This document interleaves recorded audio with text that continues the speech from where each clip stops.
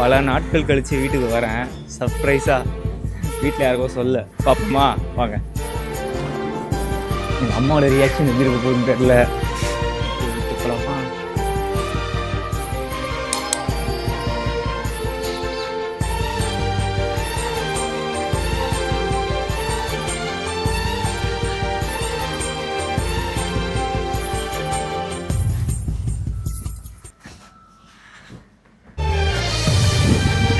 அம்மா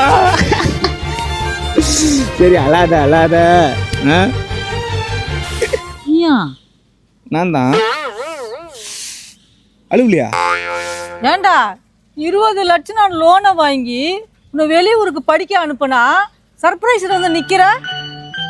யாரா இவன் வீடியோ எடுக்க வந்துட்டான்? இருமா அப்பந்தான் லாக்கி அவன் தான் அவன் அனுப்புறான்.